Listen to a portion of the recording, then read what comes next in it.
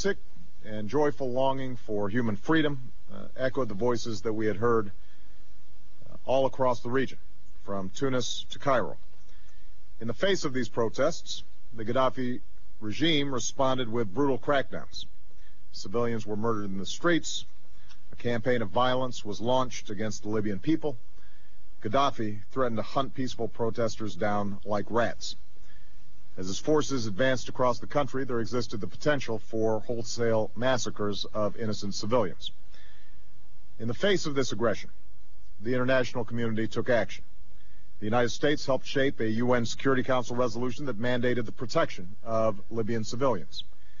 An unprecedented coalition was formed that included the United States, our NATO partners, and Arab nations. And in March, the international community launched a military operation to save lives and stop Gaddafi's forces in their tracks. In the early days of this intervention, the United States provided the bulk of the firepower, and then our friends and allies stepped forward. The Transitional National Council established itself as a credible representative of the Libyan people, and the United States, together with our European allies and friends across the region, recognized the TNC as the legitimate governing authority in Libya. Gaddafi was cut off from arms and cash, and his forces were steadily degraded. From Benghazi to Misrata to the Western Mountains, the Libyan opposition courageously confronted the regime, and the tide turned in their favor. Over the last several days, the situation in Libya has reached a tipping point. As the opposition increased its coordination from east to west, took town after town, and the people of Tripoli rose up to claim their freedom. For over 4 decades, the Libyan people had lived under the rule of a tyrant who denied them their most basic human rights. Now, the celebrations that we've seen in the streets of Libya shows that the pursuit of human dignity is far stronger than any dictator. I want to emphasize that this is not over yet. As the regime collapses, there's still fierce fighting in some areas, and we have reports of regime elements threatening to continue fighting. Although it's clear that Gaddafi's rule is over, he still has the opportunity to reduce further bloodshed by explicitly relinquishing power to the people of Libya and calling for those forces that continue to fight to lay down their arms for the sake of Libya. As we move forward from this pivotal phase, the opposition should continue to take important steps to bring about a transition that is peaceful, inclusive, and just.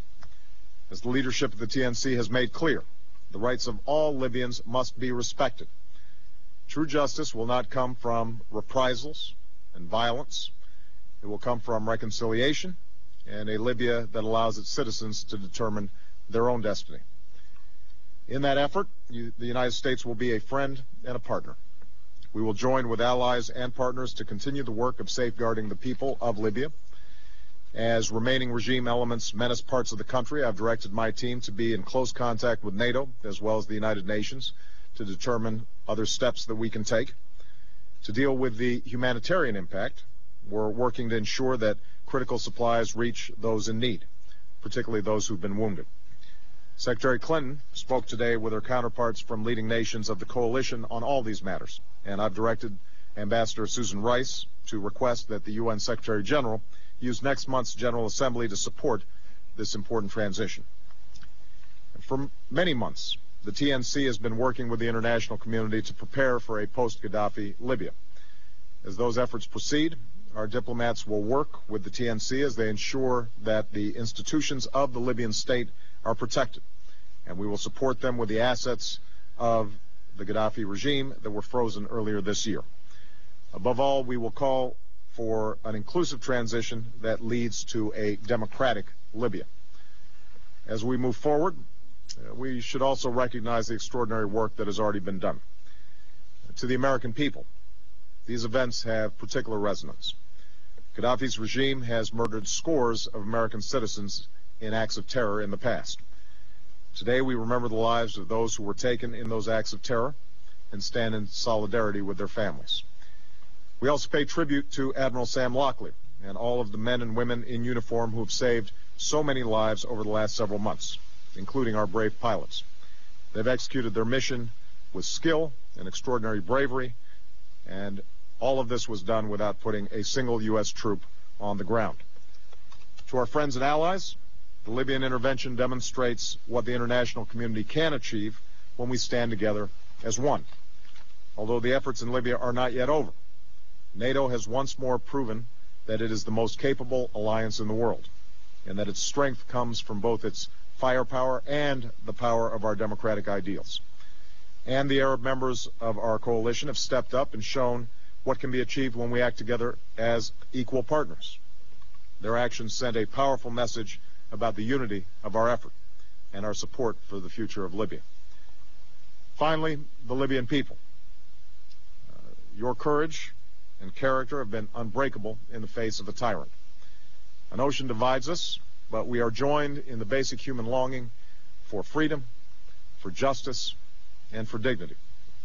Your revolution is your own, and your sacrifices have been extraordinary. Now, the Libya that you deserve is within your reach. Going forward, we will stay in close coordination with the TNC to support that outcome. And though there will be huge challenges ahead, the extraordinary events in Libya remind us that fear can give way to hope, and that the power of people striving for freedom can bring about a brighter day. Thank you very much.